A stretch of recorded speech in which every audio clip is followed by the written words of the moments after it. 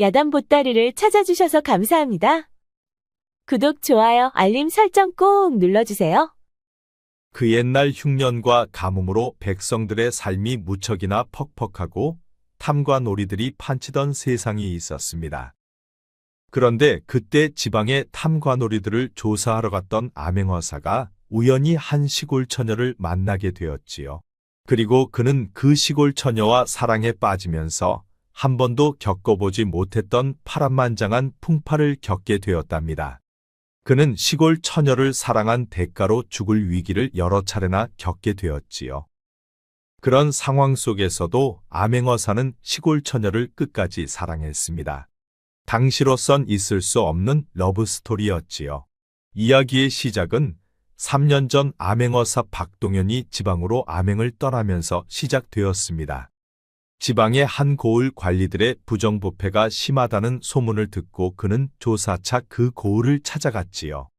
헌데 그가 마을에 도착해 장터거리로 들어서니 포졸들이 육모 방망이를 들고 한 노인을 두들겨 패고 있었습니다. 아니 이놈이 내라는 세금은 안 내고 어딜 도망다니는 것이야. 이보시오, 내가 무슨 도망 다녔다는 것이오.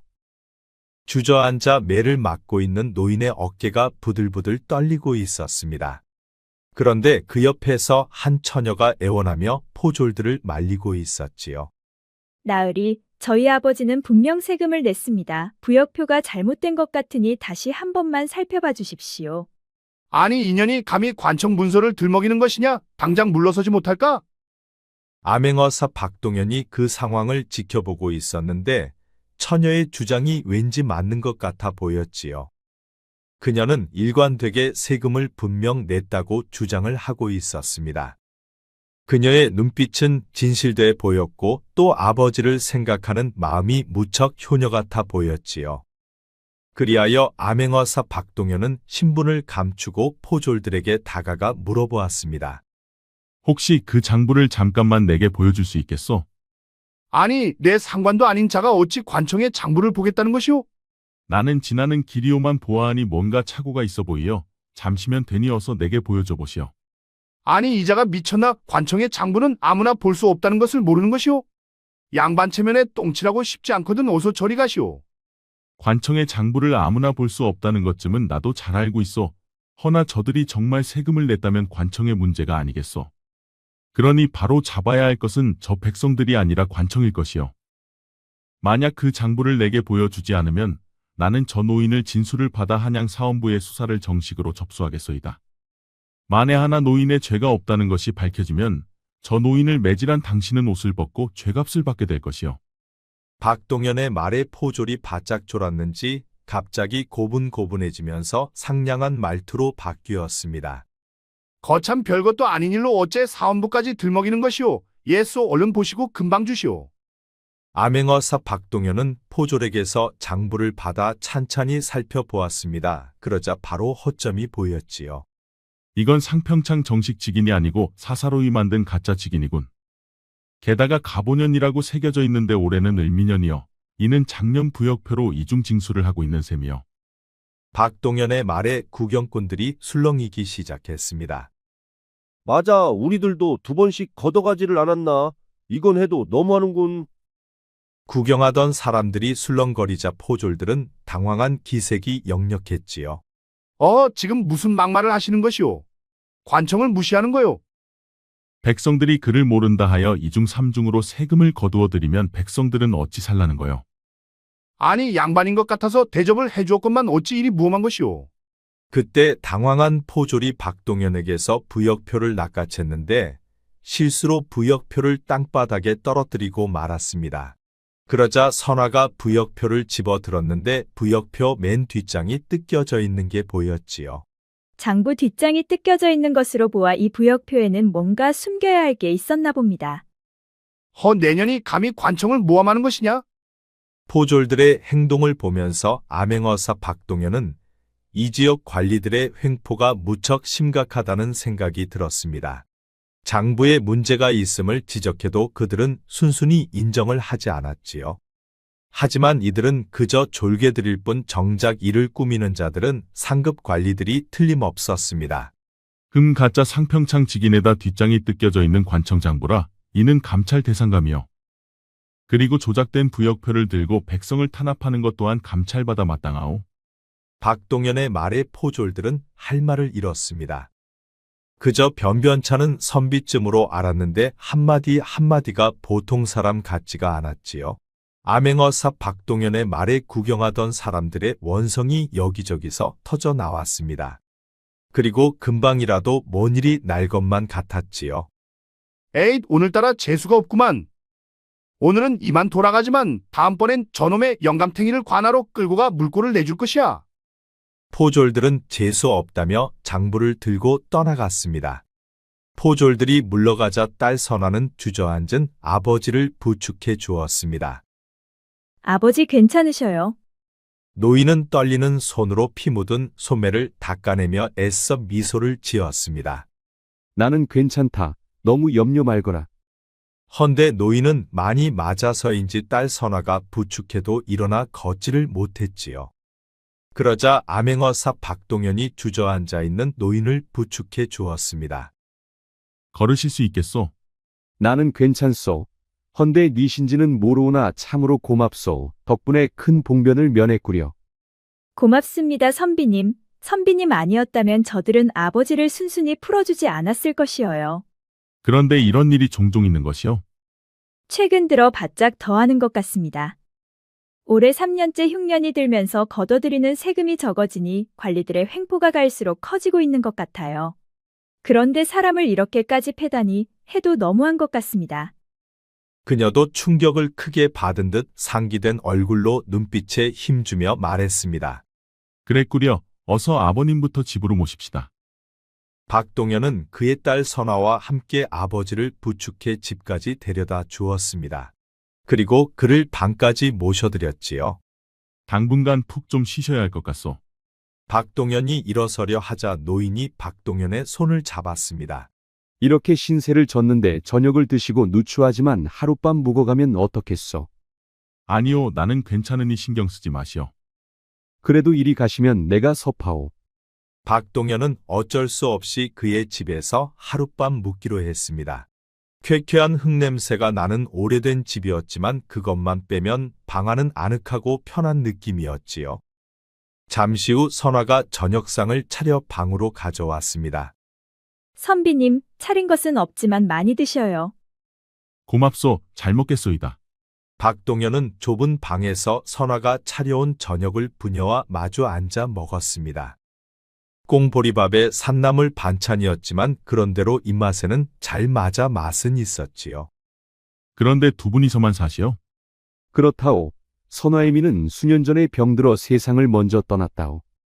암행어사 박동연은 그날 밤 그들과 많은 대화를 나누게 되었는데 그들은 무척 선하고 착한 사람들이라는 것을 알 수가 있었지요. 그런데 그는 선하고 착한 사람들이 항상 당하고 사는 것을 볼 때마다 가슴이 아팠습니다. 선한 마음을 가지고 있는 그들은 항상 약자로 남에게 속거나 가진 것을 빼앗기곤 했지요. 그날도 박동연은 두 부녀를 보며 연민과 분노가 가슴속에서 동시에 일었습니다.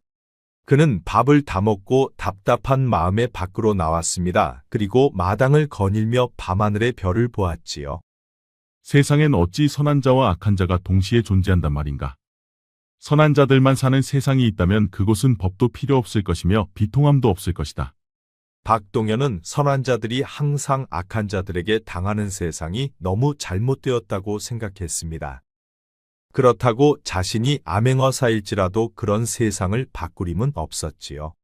그리하여 그는 최선을 다해 탐관오리들이라도 뿌리를 뽑아야겠다고 생각했습니다. 그런데 그때 노인의 딸 선화가 설거지를 마치고 부엌에서 나왔지요. 선비님, 잠이 오지 않으셔요? 아니요. 잠시 바람 좀 쐬러 나왔소. 오늘따라 유난히도 별이 많구려. 그렇네요. 저는 어릴 적부터 저 별을 보며 세상 밖을 상상하곤 했습니다. 이 마을을 벗어나면 다른 세상은 이곳과 다를 줄 알았지요. 헌데 그렇지가 않은 것 같더군요. 그런 적이 있었소. 그래, 그대가 본 세상은 어떤 세상이었소? 제가 본 세상은 기울어진 세상이었습니다. 힘 있는 자는 힘없는 자들의 것을 뺏고 착복하는 세상이었지요. 그러나 가끔은 선행을 베푸는 사람들이 있어 그 한 줌의 선이 있기에 세상이 아직은 무너지지 않는 것이라 생각합니다. 박동현은 선화의 말에 흠칫 놀랐습니다. 단순한 농부의 딸로만 생각했는데 그녀는 세상을 수준 높은 철학적 시각으로 보고 있었지요. 오, 그리 보았단 말이요? 그 한 줌의 선 때문에 세상이 망하지 않고 돌아간다 보는 것이요? 그렇습니다. 힘 있는 자와 힘없는 자들 사이에 존재하는 그 선이야말로 연결고리인 셈이지요. 그 한 줌의 선마저 없어진다면 세상은 무너지고야 말 것입니다. 박동현은 그녀가 농부의 딸이라고는 믿겨지지 않았습니다. 그녀는 철학적이면서 상당한 통찰력이 있었지요. 자신이 복잡하게 생각했던 선과 악이 공존하는 인간 세상을 그녀는 명쾌하게 정리하고 있었습니다. 그러다 보니 오히려 자신이 시골 처녀에게 배우는 꼴이 되었지요. 혹시 어디서 글 공부를 하셨소? 농부의 딸로 태어나 지금까지 내가 접한 것은 호미와 곡식뿐이요. 나도 글을 배워보고는 싶었으나 제겐 그럴 만한 기회가 없었지요. 암행어사 박동현은 그녀의 말에 또 한 번 놀랐습니다. 그를 배워본 적도 없는 시골 처녀의 철학적 견해는 자신도 아직 그 깊이까지는 들어가 보지 못했기 때문이었습니다. 선한 자가 가지고 있는 힘, 그 힘이 세상을 이어주고 돌게 만들고 있다는 것을 암행어사 박동현도 시골 처녀를 통해 깨닫게 되었지요. 지금 자신이 하고 있는 일, 그리고 자신의 그런 철학적 사고가 바로 세상을 연결해주는 다리 역할이었습니다. 오늘 밤 무척 놀랐소이다. 그를 배워보지 못한 자의 생각이라고는 도저히 믿겨지지가 않소. 그대의 철학적 통찰력은 나보다 깊고 넓은 것 같소. 과찬이시옵니다. 오늘 밤 선비님과 이런 대화를 나눌 수 있어 저 또한 기쁩니다. 두 사람은 초가 마당 평상에 앉아 밤하늘의 별을 보며 긴긴 대화는 계속되었습니다. 두 사람 모두 같은 주제로 대화가 통하는 사람은 처음이었지요. 나와 같은 생각을 가진 사람은 지금껏 없었소. 헌데 그대가 그런 생각을 하고 있었구려. 정말 오래간만에 심도 있는 대화를 할 수 있어서 정말 좋았소. 저도 기뻤습니다. 이런 속마음을 단 한 번도 이야기해 볼 곳이 없었습니다.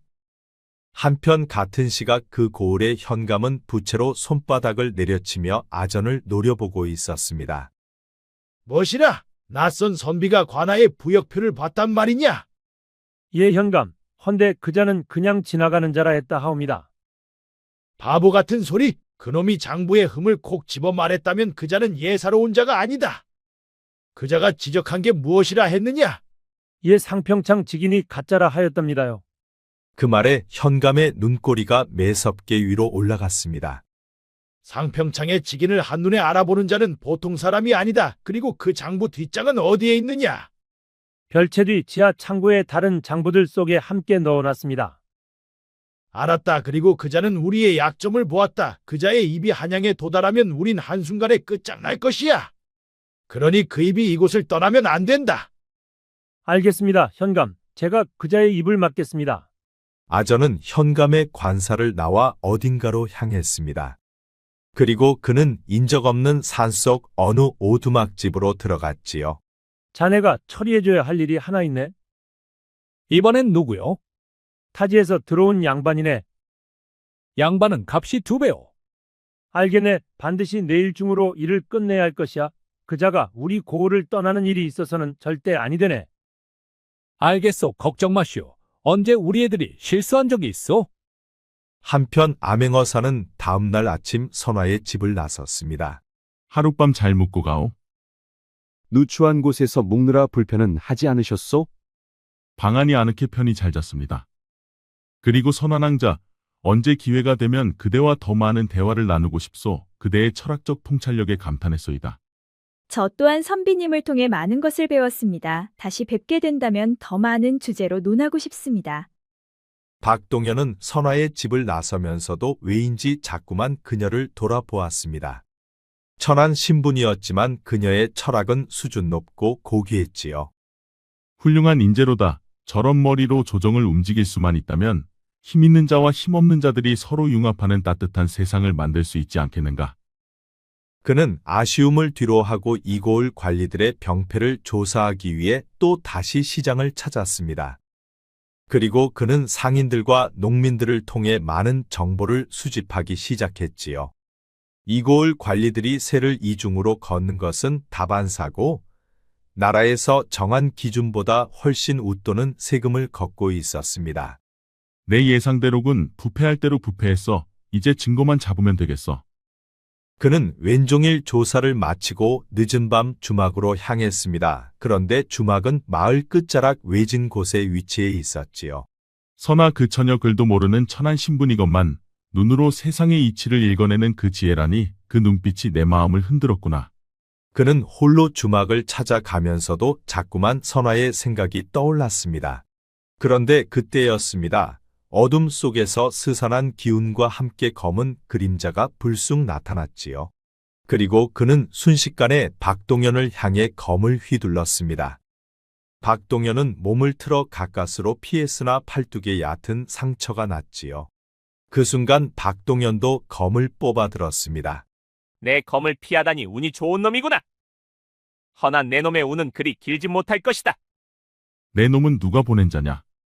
그것은 내가 알 바 아니다. 단지 너는 오늘 내 손에 죽어주기만 하면 된다. 검은 살수는 잽싸게 두 번째 검을 휘둘렀습니다. 그리고 박동연의 검과 몇 번에 부딪히는 소리가 들렸지요.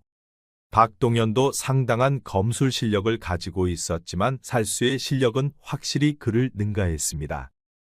그렇게 박동연이 점점 불리해져 가고 있을 즈음 그는 서서히 두려움이 몰려오기 시작했지요. 그리고 그에게 죽음의 공포가 드리워지고 있었습니다. 그런데 그 순간 어디선가 돌덩이가 날아와 살수의 눈을 정확히 맞췄습니다. 그 바람에 살수는 한쪽 눈의 시력을 잃었고 그는 주춤거리며 흔들리기 시작했지요. 박동연은 그때를 놓치지 않고 살수에게 일격을 가했습니다. 그 바람에 살수는 상처를 크게 입고 숲속으로 사라졌지요. 그러자 그때 선화가 숲을 속에서 달려나왔습니다. 많이 다치셨나요, 선비님? 그녀의 한 손에는 돌멩이가 들려 있었습니다. 방금 살수에게 돌을 던진 게 선한 낭자요? 그렇습니다. 박동연은 놀란 눈으로 선화를 보았습니다. 아니 낭자가 어떻게 알고 이곳에? 선비님께 당한 관리들이 안가품을 할 것이라 예상되었습니다. 그래서 조용히 뒤를 밟았었지요. 아니 정말 그리 생각했단 말이요? 저들은 마을에서 무서울 게 없는 자들이요. 헌데 선비님께 관청의 장부를 보이게 되었고 사람들 앞에서 망신을 당했으니 그들은 자존심에 큰 상처를 받았을 것입니다. 정말 낭자는 철저한 사람이구려. 그런 상황으로 저들의 움직임을 예측하다니. 헌데 그렇다고 사람까지 해치려 드는 것은 정말 상상도 못했어. 저들이 선비님을 죽이려 했다는 것은 선비님이 봐서는 안 될 그 무엇인가를 본 것이겠지요. 그 속에는 저들에게 치명적인 위협이 될 만한 뭔가가 있지 않았을까요? 듣고 보니 그렇구려. 저들에게 치명적인 뭔가를 내가 본 것 같소. 이제 그게 무엇인지 알아봐야겠소이다. 박동연은 또 한 번 크게 놀랐습니다. 그녀 때문에 목숨을 건진 것도 있지만 그녀의 통찰력은 자신보다 월등하게 뛰어났지요. 어서 내려가 상처부터 치료해야 하겠습니다. 저를 따라오시지요. 주막으로 가려던 것을 포기하고 박동연은 그날도 선화를 따라 그녀의 집으로 갔습니다. 그리고 그녀의 집에서 상처에 약초를 바르고 치료를 했지요. 박동연은 상처를 닦고 약초를 바르는 선화를 바라보았습니다. 그녀는 보면 볼수록 참으로 매력적인 여인이었지요. 하이고 어쩌다 일이 된 것이요? 별거 아니요. 그저 좀 배웠을 뿐이요. 낭자 오늘 그대에게 크게 빚졌소. 선비님이 아니었다면 저희 아버지는 이미 옥에 갇혔을 것입니다. 저희 부녀야말로 선비님께 크게 빚진 셈이지요. 한편 그 시각 현감은 두 눈을 부릅뜨며 아전을 향해 큰 소리치고 있었습니다. 아니 이런 일을 실수하다니 내 놈이 제정신인 게야. 그자들은 전문 살수쟁이라 저도 믿었습니다. 헌데 일이 실패할 줄 미처 몰랐지요. 그런데 갑자기 어디선가 돌멩이가 날아와 눈을 맞았다 합니다. 아니 누가 그 현장에 또 있었단 말이냐? 그자들도 그게 누군지 알 수가 없었다고 합니다. 이러다 일만 더 커지는 게 아니냐? 그자가 고을을 떠나기 전에 반드시 처리해야 한다 알겠느냐? 알겠습니다, 현감. 이번에는 단단히 일러두겠습니다. 관사를 나온 아전은 다시 산속 오두막집을 찾아갔습니다. 아니, 어쩌다 그런 실수를 다 한 것이야? 우리 애들이 웬만해서는 실수를 하지 않는데 그날 그 현장에 누군가 있었던 것 같소. 아무튼 하루빨리 그자를 처리하기에 현감께서 심기가 많이 불편하시네. 알겠소. 이번에는 셋을 한꺼번에 투입하겠소. 다음 날 아침 포졸들은 박동현을 찾고 있었습니다. 그들은 주막과 객주를 모두 둘러봤지만 박동현을 찾을 수가 없었지요. 이보거라, 외지에서 온 선비 한 명 보지 못했느냐? 보지 못했소. 포졸들은 박동현을 찾기 위해 혈안이 되어 있었습니다. 한편 선화는 박동현의 상처에 쑥즙을 덧대고 천으로 감싸주고 있었습니다. 밤새 피가 많이 났습니다. 움직이시면 상처가 다시 터질 수 있으니 조심하셔요. 고맙소 낭자. 그런데 어제 그 살수는 누가 보냈다고 보시오?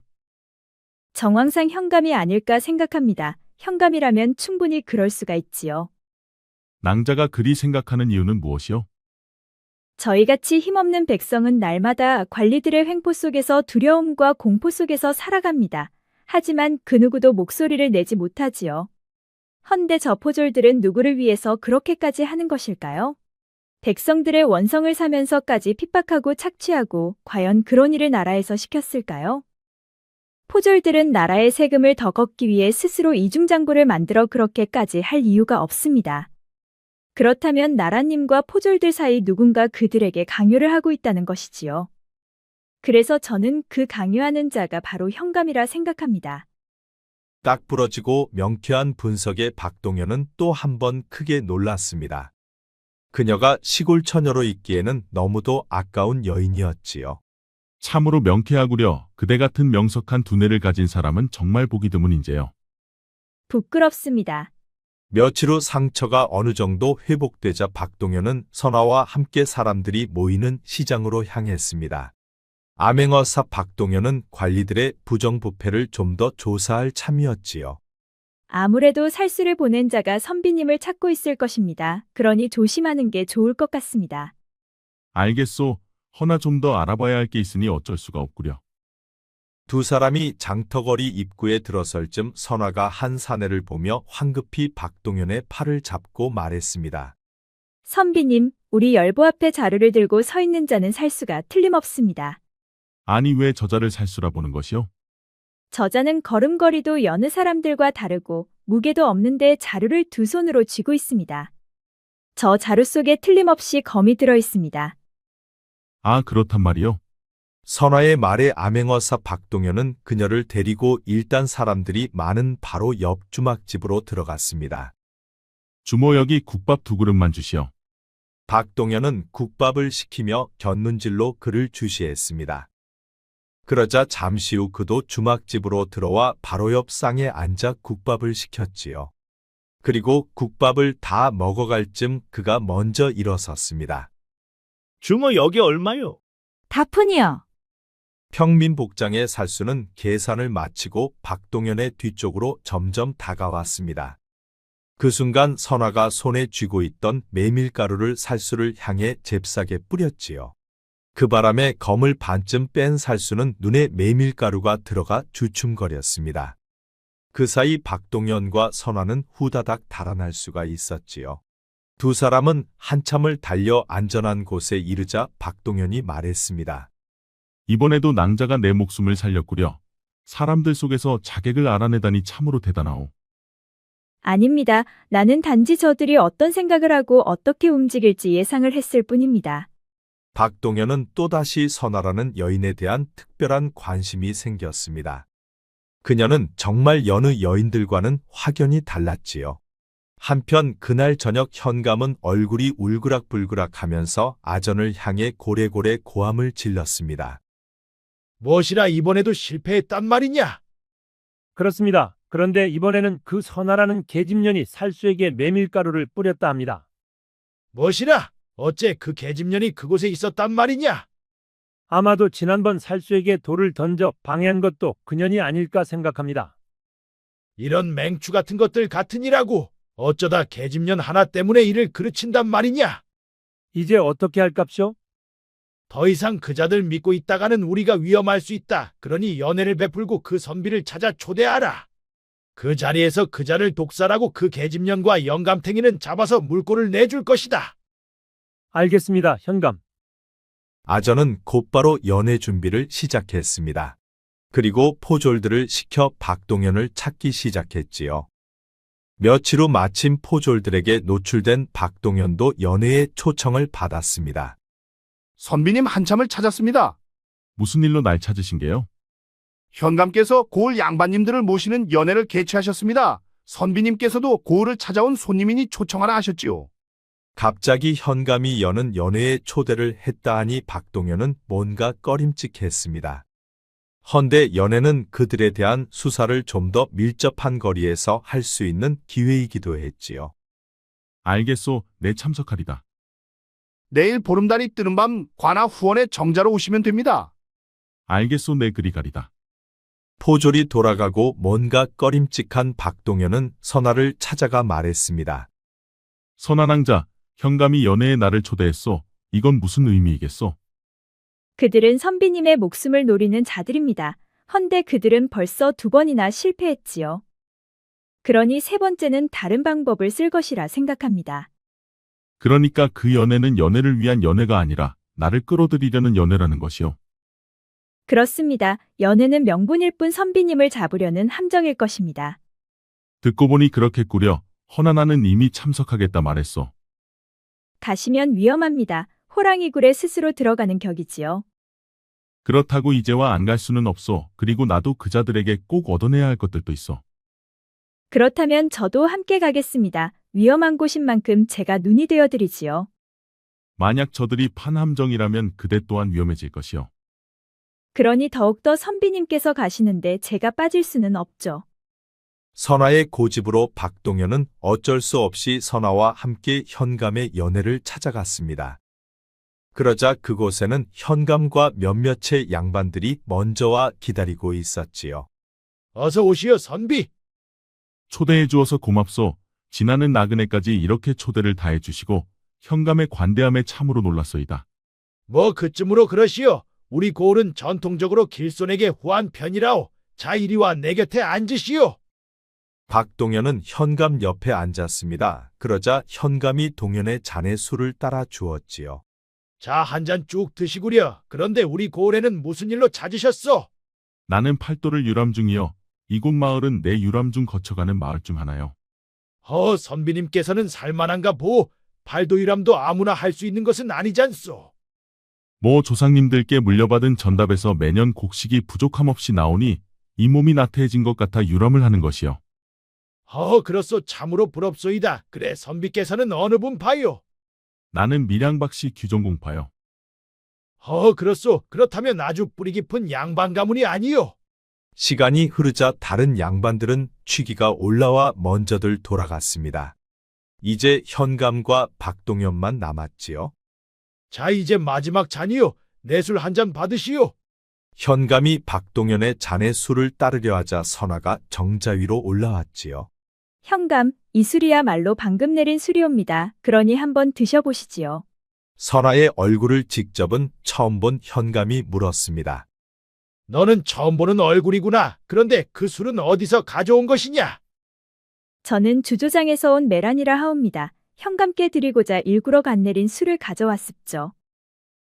내 마음은 가상하나 지금은 필요 없다. 그러니 썩 물러가라. 현감은 결국 박동현의 술잔에 술을 따라 주었습니다. 헌데 지금 따른 술은 독이 들어있는 술이었지요. 선아는 일어나는 척을 하면서 박동현의 다리 사이로 은수저를 떨어뜨렸습니다. 그리고 현감이 따라준 술잔을 팔꿈치로 건드려 떨어뜨렸지요. 아이쿠 죄송합니다, 나리. 선아는 당황하는 척을 하면서 손수건을 꺼내 박동현의 옷에 묻은 술을 닦았습니다. 헌데 그 사이 은수저가 까맣게 변해 있었지요. 박동현도 자신의 가랑이 사이에서 까맣게 변해 있는 은수저를 보았습니다. 순간 그는 깜짝 놀랐지요. 아니 내년이 미친 것이냐 어서 저리 썩어지지 못할까.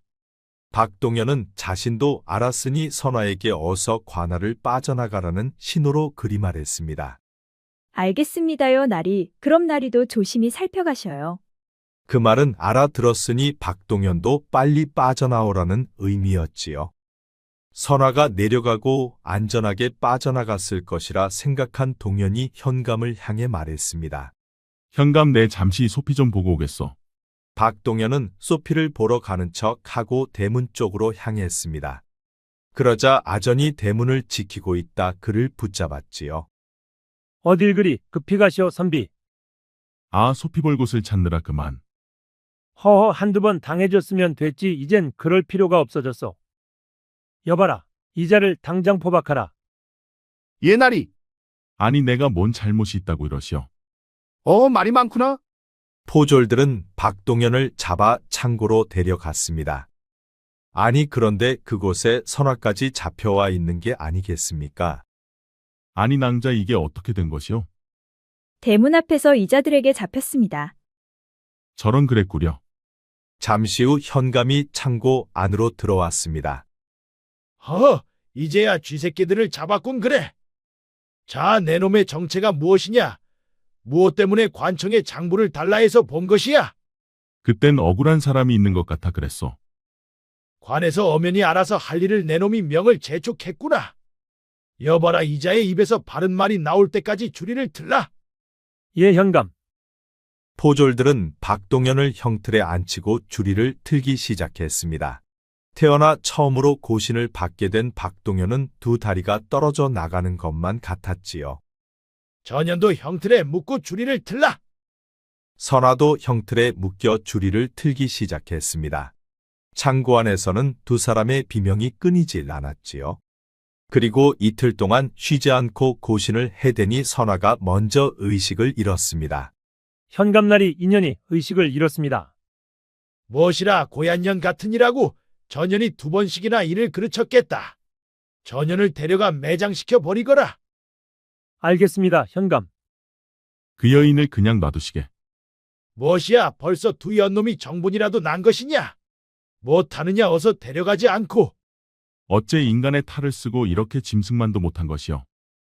이놈이 아직 살아있다고 주둥이를 함부로 놀리는구나. 어차피 내 놈도 오늘 밤 안으로 저승구경을 하게 될 것이다.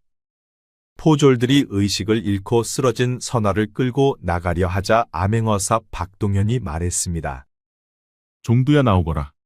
암행어사 박동현에게는 그림자처럼 따라붙는 호위무사 종두가 있었습니다.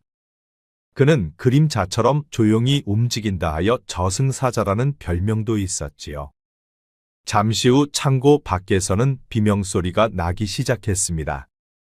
그리고 창고문이 번쩍 열렸지요. 그리고 열린 문 사이로 저승사자 같은 검객이 나타났습니다. 모두 검을 버려라. 그는 귀신 같은 솜씨로 창고 안의 포졸들과 아전까지 모두 쓰러뜨렸습니다. 그리고 그의 검은 어느새 동현의 밧줄을 끊고 현감의 목을 겨냥하고 있었지요. 현감은 귀신을 본 듯 그 자리에서 얼어붙고 말았습니다. 나는 암행어사 박동현이다. 내 놈을 살인교사 및 살인미수로 추포한다.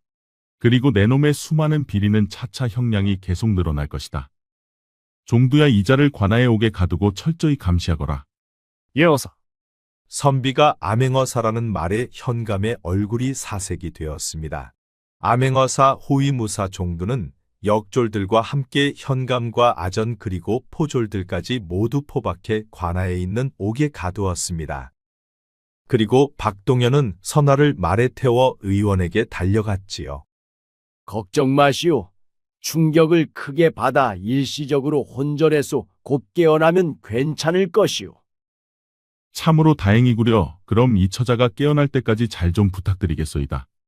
암행어사 박동현은 선화를 의원집에 맡기고 곧바로 관아로 찾아갔습니다. 그러자 호위무사 종두는 역졸들을 데리고 관아의 관리들을 모두 포박해 두고 있었습니다. 그래, 증자들은 모두 찾았느냐? 네, 어서. 지하 창고에서 모두 찾았습니다. 암행어사 박동현은 모든 문서를 찬찬히 살펴보았습니다. 그러자 관리들의 부정부패가 끝이 없었지요. 박동현은 모든 증거를 확보해 현감과 관리들을 모두 사헌부로 넘겼습니다. 그리고 그들은 사탈관직되어 옥살이를 시작했지요. 한편 암행어사 박동현은 깨어난 선아를 그녀의 집으로 데려다 주었습니다. 아니 얘야 이게 어떻게 된 일이냐? 며칠씩이나 집을 비우고. 박동현은 선아 아버지에게 자초지종을 말해 주었습니다. 그래 고생했구나. 몸은 괜찮은 것이냐? 네, 괜찮아요, 아버지. 염려 끼쳐드려 죄송해요. 며칠 후 두 사람은 벚꽃이 활짝 핀 연못가에서 만났습니다. 그동안 참으로 고마웠소. 덕분에 3번씩이나 내 목숨을 부지할 수 있었어. 그건 선비님의 운명이 죽지 않을 운명이었기에 그런 것이지요. 이제 나는 이곳을 떠나 한양으로 가야 하오. 아마 그대는 내 평생 잊지 못할 것이요. 저도 선비님 기억이 오랫동안 남을 것 같습니다. 부디 건강하고 행복하소서. 두 사람은 대화를 나누고 이별을 하였습니다. 그리고 박동현은 말 타고 한양으로 달려갔지요. 선아는 박동현의 뒷모습을 한참 동안이나 바라보았습니다. 그는 정말 좋은 사람이었지요. 한양으로 돌아온 박동현은 입궁의 임금에게 백성들의 고충을 소상히 말해 주었습니다. 가뭄으로 인한 흉년은 짐도 어찌하지 못하는데 엎친 데 덮친 격으로 부패한 관리들이 판치니 백성들의 삶이 퍽퍽하도다. 어사 박동현은 듣거라. 부패한 관리들을 소탕하는 것만이 내가 백성들에게 해줄 수 있는 전부니라. 그러니 어사 박동현은 사명감을 가지고 부패한 관리들을 척결하라. 알겠습니다, 주상전하. 박동현은 궁을 나와 다시 암행 나갈 준비를 하는 며칠 동안 밤이면 선화 생각에 잠을 이루지 못했습니다. 그는 밤하늘에 떠있는 별을 보며 그녀 모습을 떠올렸지요. 그녀는 잘 있겠지. 이제 부녀를 괴롭히는 부패한 관리들이 사라졌으니 안정된 삶을 살고 있지 않을까. 그는 그녀가 그립기도 했습니다. 그리고 다시 그는 말 타고 지방으로 암행을 떠났지요. 그리고 3년이 흘렀습니다. 그는 이제 임금이 지시한 전국의 모든 지방 관청의 관리들에 대한 조사를 마쳤지요.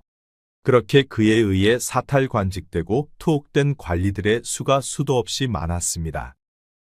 휴, 이제야 어명을 받들어 모두 마쳤군. 그는 일을 마치자마자 말 타고 달리기 시작했습니다. 그는 쉬지 않고 달려 선화의 집을 찾아갔지요. 낭자 선화낭자 계시오? 동현이 말에 선화가 바느질 하다 말고 밖으로 나왔습니다. 아니, 선비님이 아니세요? 동현은 다짜고짜 다가가 선화의 두 손을 꼭 잡았습니다. 낭자 나와 혼인해 주시오. 그 말에 선화는 깜짝 놀랐습니다. 아니, 어떻게 제가 선비님과 혼인을. 이곳을 떠난 지난 3년간 단 하루도 낭자를 잊어본 적이 없어. 내 생의 나의 여인은 당신뿐이요. 동현은 선화를 꼭 안았습니다. 선화의 두 눈에는 눈물이 흐르고 있었지요. 그녀도 동현이 떠나고 지금껏 단 하루도 그를 잊지 못했습니다. 하지만 너무 차이나는 신분 때문에 그녀는 그와 이루어질 것이라고는 꿈도 꾸지 못했었지요. 동현이 떠나고 그녀는 그가 암행어사였다는 것을 뒤늦게 알았습니다. 그러다 보니 박동현은 오로지 그녀의 상상 속에서만 존재했습니다. 헌데 갑자기 나타난 박동현이 혼인하자고 덤비니 그녀는 꿈인지 생시인지 분간이 안 되었지요. 그런데 그때 일 마치고 집으로 돌아오던 선화의 아버지도 그 모습을 보고 담장 밖에서 옷소매로 눈물을 닦았습니다. 박동현이 떠나고 난 후 선화는 한동안 말이 없었지요. 때론 멍하니 먼 산만 바라보고 넋나간 사람처럼 변해버린 딸을 보면서 아버지 그도 가슴이 너무 아팠었습니다. 헌데 3년 만에 나타나 그가 자신의 딸에게 청혼하고 있는 것을 보았지요. 하늘이시여 참으로 감사합니다. 두 사람의 앞날을 축복해 주소서. 그리하여 두 사람은 혼인을 하였습니다. 동현의 부모님들의 반대는 있었지만 동현의 뜻을 꺾을 수는 없었지요. 암행어사 박동현은 이제 판이금 부사가 되었습니다. 그리하여 이제 한양에서 안정된 생활을 할 수가 있었지요. 그는 한양 가까운 곳에 집을 사 선화 아버님을 모셨습니다. 그리고 수시로 선화와 찾아가 안부를 살폈지요. 나는 저 벚꽃만 보면 당신 생각이 나오. 우리가 이별하던 3년 전 사실 나는 당신을 사랑했어. 헌데 나는 어명을 받는 몸으로 그 마음을 당신께 말하지 못했을 뿐이요. 저도 당신을 사랑했습니다. 하지만 당신은 양반이었고 어사였지요. 제가 꿈꿀 수 있는 분이 아니었습니다. 이제 우리의 꿈은 이루어졌소. 나를 기다려줘 고맙소 부인. 저를 포기하지 않아줘서 고맙습니다. 선아는 글 공부를 시작해 천재적인 재능으로 학자 반열에 올랐습니다. 그리고 그녀는 자식들을 훌륭하게 키워냈지요. 그렇게 그들은 죽음의 위기를 여러 차례 넘기면서도 서로를 포기하지 않고 결국 혼인에 행복하게 잘 살았답니다. 구독과 좋아요, 알림 설정 꼭 부탁드립니다. 앞으로도 재미있는 이야기가 많으니 다른 영상도 재미있게 봐주세요. 우리 이야기가 재미있으셨나요? 그럼 여러분 모두 오늘도 행복하고 즐거운 시간 되세요.